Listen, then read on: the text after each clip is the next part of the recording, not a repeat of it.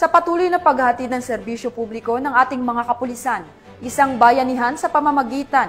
ng road clearing operation ang ipinabala sa gitna ng malalakas na pag-ulan sa lalawigan ng Benguet. Police Master Sergeant Aline Valerio, ibalita mo. Bilang bahagi ng pagpapatuloy ng road clearing operations mula sa iba't ibang dako ng bayan ng lulugan ng Benguet,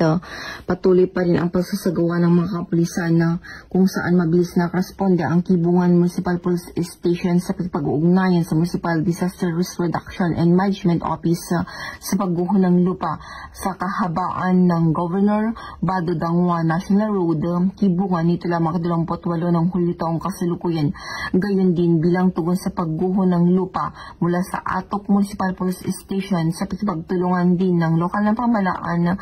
at sibilyan na voluntaryo sa isang road clearing operation sa Hanselma Highway ngayong araw. Agad na sinigurado ang mga respondeng tauhan sa lugar, pinamahalaan ang trapiko at siniguro ang kaligtasan ng mga motorista sa kabila ng patuloy na pag-ulan sa oras ng preskon at apektadong bahagi ng kalsada ay nanatiling isang lane passable pa rin.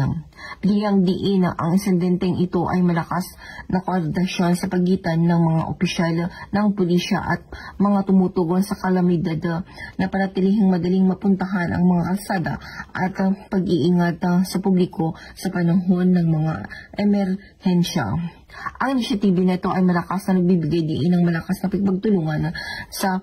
pagitan ng pulisya at komunidad na nagpapakita sa kanilang hindi natitinag na pangako sa kaligtasan ng publiko, lalo na sa mga mapanghamong panahon.